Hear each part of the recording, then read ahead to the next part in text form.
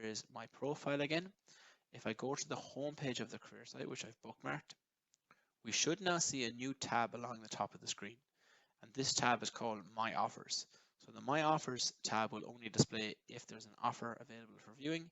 And here we have the candidate receiving the information. So, dear SAP, that's their first name, I'm pleased to offer you employment with the company based on these terms. So if they're happy with the role, the salary, the benefits, all of these things, they can accept and e-sign the offer letter. Otherwise, they decline the offer and provide a comment, or if they needed some clarifications, they can actually email the recruiter to discuss some of the details perhaps. So we're going to use accept and e-sign. This is going to open up the DocuSign dialog box again, and here the candidate will be asked to sign the document. So we're seeing the same offer letter as we did in the previous screen. Scroll down, and here we have a sign. So here is where they'll actually draw or upload an image.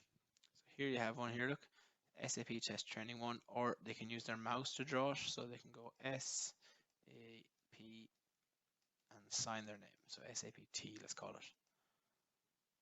Okay, we see that they've signed it and they hit finish. This means that they should now have accepted the offer. It's also been signed.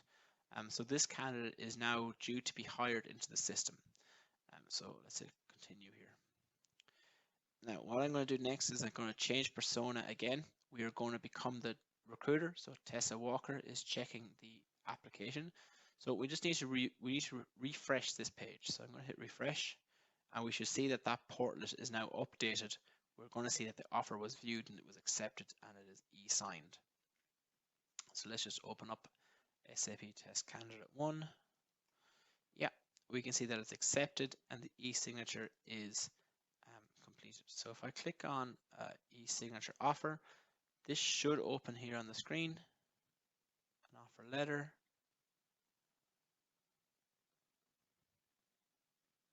And if I scroll to the bottom of this document, we should now see the signature that was signed by the candidate. So what we've done in the last couple of minutes is we've completed the hiring process. So just to have a recap of what happened is we had a job requisition that was created.